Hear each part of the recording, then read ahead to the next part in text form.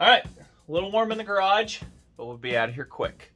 So we're gonna make a quick video on starting of the assembly of the McCulloch 1-76. I'm gonna admit, a couple things are ugly looking, but she'll run until she don't. If she blows up, we'll figure something out for it. But no, that's not the intent.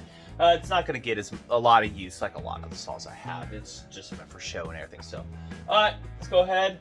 Let's get started. All right, well, this episode we're gonna, whoa, look at the size of that spider. It's a carb cleaner. Whacking with that. Oh, yeah, you ain't happy at all. There we go. That little devil. All right. Nice swimming in carb cleaner. What else they like? They like good stuff. All right. We're going to pretend we didn't see that now. Just put that back. Oh. No, that's not where you belong. Whatever. It's back there. Oh, he's not feeling good at all. Will he evaporate off of him or not? So we'll just keep an eye on him there. No. We're gonna hold on. We're gonna see that down there? That little thing. Do you guys like oil? You guys like oil? There you go. A little two-stroke never killed anything except for you.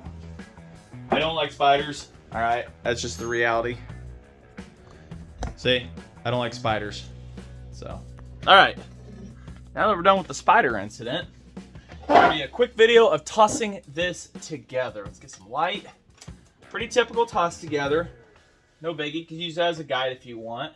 If you get a spider, that's a bonus. So I'll start tossing this thing together. I've already got the seal in it. We're not going to be putting the other side cover on it because it is 8 up. I'll tell you, 8 the heck up. So this is just two-stroke, like I said, on the spider. Use a little bit of that. Brand new seal. Oh, wait, no. Big side, PTO. They're weird. McCulloch's weird. They used, I don't know what their reasoning was back in the day, but they used a big bearing on the PTO side and a small bearing on this side. This bearing became standard when you got to the 123cc series. I don't know what the reasoning was behind certain things on that. So, first thing we have to do, though, we have to put the piston in. Closed in towards the whatchamacallit exhaust. All right. Oil things up. The block's cleaned out, everything. I've degreased it.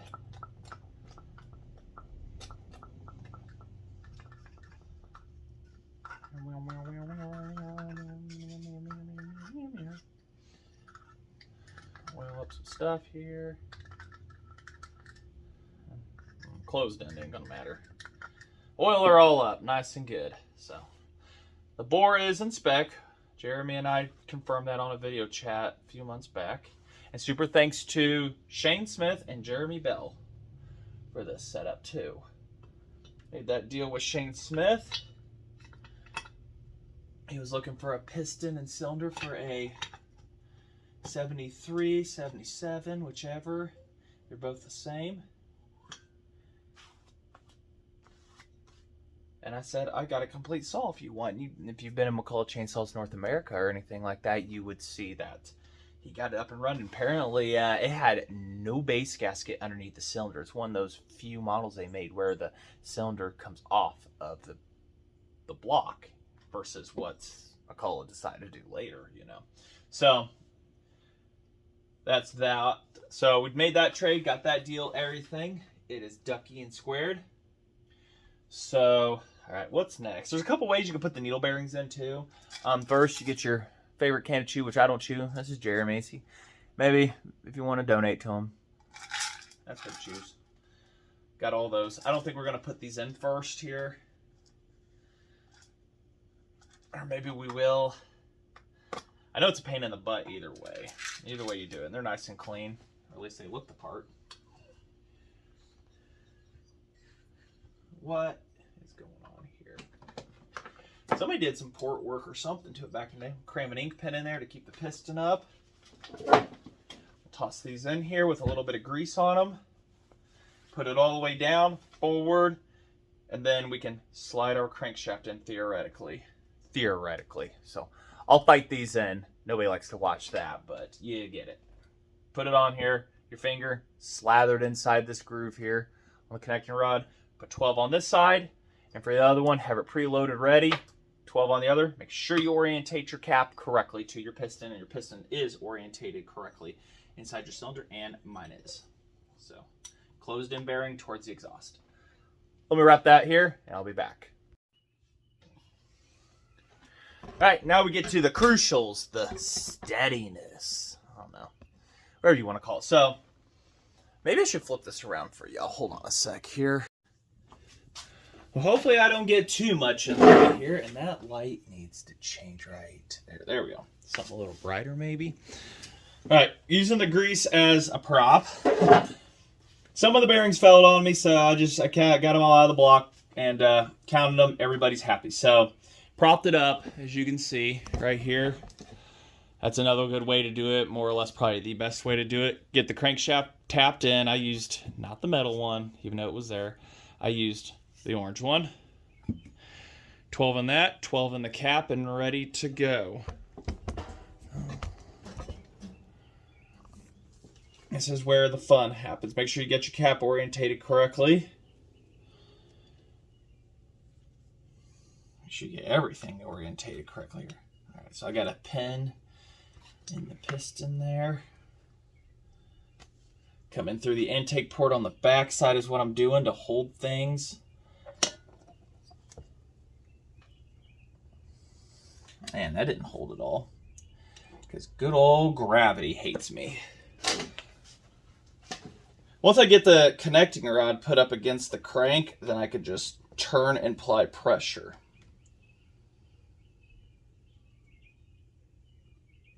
And just keep the needles in. Nope. Nope. Pressing up on the piston here. Make sure it don't fall too far. I mean, it'll still fall down, but the pen will help keep it. There we go. Oh, keep it right there. All right. Got that up. Make sure that bearing's pushed down a little bit so we've got spacing for the connecting rod. Make sure you guys can still see. Excellent.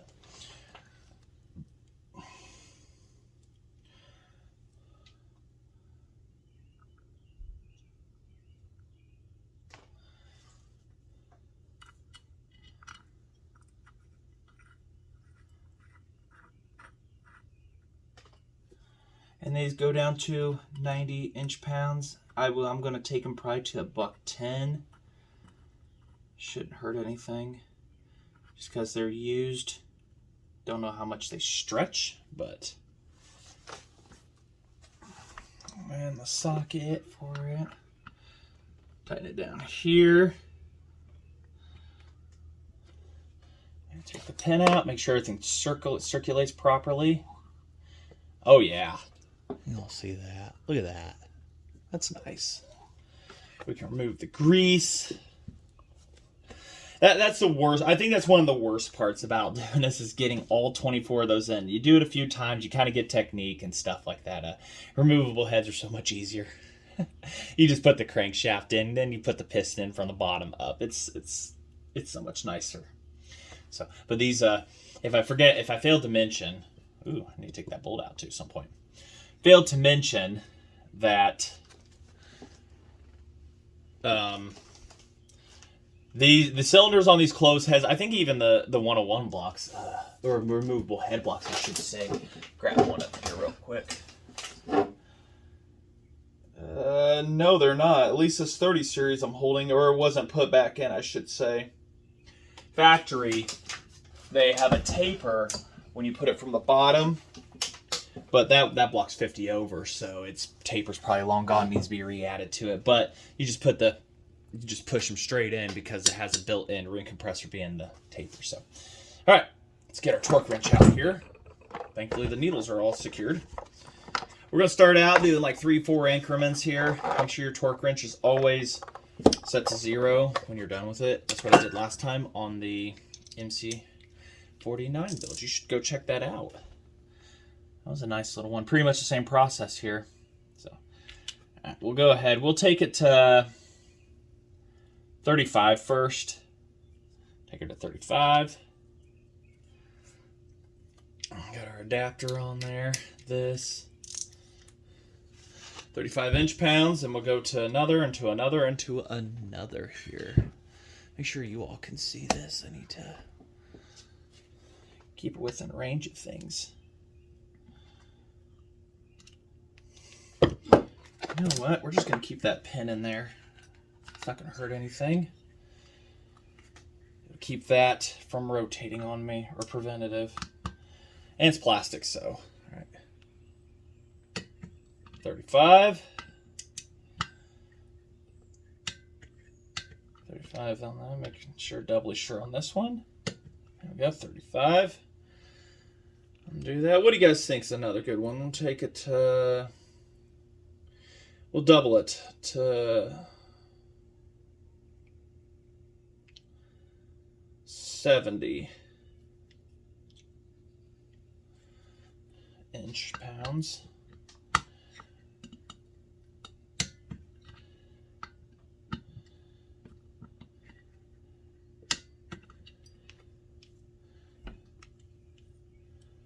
Take her up to 95. I don't know why they did that. It's weird, but that's just the makers. 95. 90 is what they is what I've always been told they are. Ooh, that feels pretty good.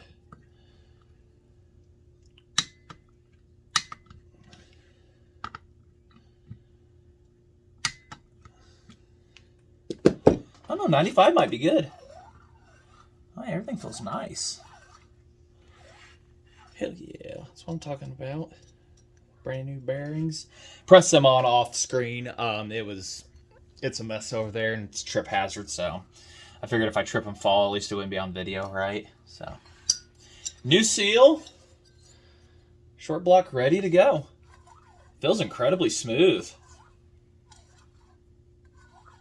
Yeah. Makes compression. Ooh. It's making compression. It'll run. That will run. That's lovely. All right, let's say squeezing grease out, just kind of like wheel bearings, because I put grease in there. So we're gonna rotate it a little bit. And yeah, there's lube on the piston. We saw that earlier. I say the side cover's 8 up. I'll show that here in a minute. What I mean, and I'm gonna have to try to find another one. These also used a O-ring. Here it is, right here in front of me. They used an O-ring to seal off, which genius, I think personally, because you know they're going to be apart. These saws were designed to be saved. Wow, that needs soaked in some WD-40 to refit. That shrank up. I'll just have to soak that for a couple weeks. But what it is you know it's going to be taken apart. These were designed to be saved, and this one's never been bored out. It's still within specs, so it could still be taken 10, 20, 30 over, you know, whatever else. So, that's squeezed out. Try again with the 95. Yeah, that's good. Get this snug in there. Yeah, she's good. I like that. Oh, yeah. No port work other than the exhaust. Somebody took and cleaned the top part of it and everything, and that's just fantastic. That is nice. It's good engineering. At least for the time, it was the best that they could do. Best engineering that money could do, I guess. I don't know. So, alrighty. That was all I really had for this video, though. And I'll show you that 8 up side cover. Let me do that. Let me back you guys out here. Should have it over here. Hit that like button while you're waiting, will you? Subscribe. We've got more stuff in the future. I think I should have another one of these covers laying around somewhere off of a cart block and stuff, and on a... Oh! It has that little divot in. I might be able just to find one sitting somewhere. But it's got the points and everything in it still. So what's 8 up about it is this. it's pretty bad. So, side cover, unfortunately, original to the saw. We are going to have to retire. I don't need a piece of this chunking off into it for any reason, but also the bearing puts pressure. And they did good casting here, but this looks like it was just a bad casting. It just ate through. It's also cracked right here, so it's got all the points and stuff inside of it. Those are pretty wore down. I might have a nice set in the house for it, but we're not going to be using it too much, so we'll get to doing that. But that's going to be another video. I have contacted somebody about gaskets, Brian Genrich. Try to get gaskets and everything for this. And I want to put this saw together solely with his gaskets. He is working on, hopefully, we talked a couple weeks ago. I can't guarantee he's doing this at the moment, but I did message him. And this is not his, it's come out of a kit, but a gasket for the D port series. And because he has them for the non-D port, let me show you. So, get this 101B block down. Here we go.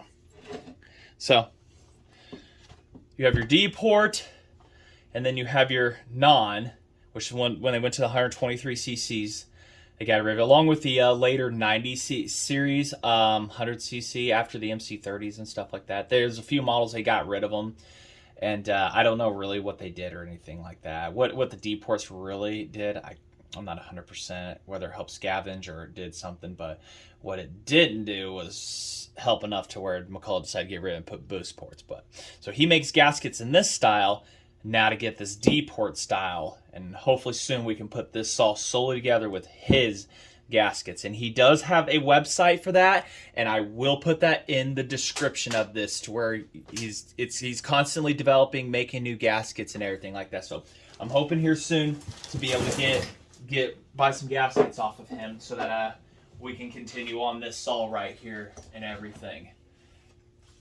But his plans, I don't want to use these. As much as I do, I want his gaskets. There's nothing wrong with that one hanging, but his gaskets for sure.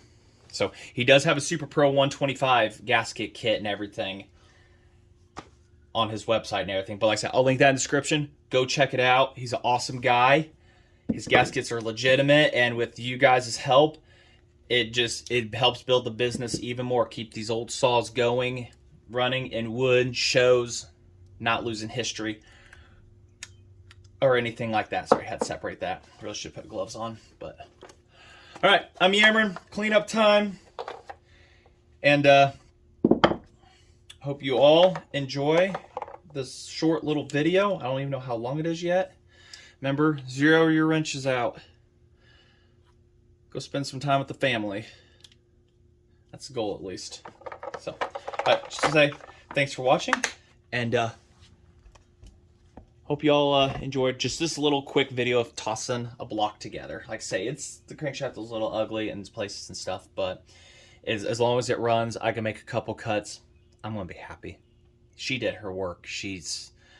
That water, when I cleaned, I degreased it. It was nasty. I had to scrub on. Even then, I didn't get everything off, but I wish I owned a vapor blaster, but we'll see. Also, plans for carburetors in the future. I'm wanting to do the WB series on this one like I did the 790. It worked on the 790. It just, that air leak from the boost port on 790 totally killed it. I thought it was a carburetor for sure, but I'm yammering. Let's get away. Have a great weekend, y'all.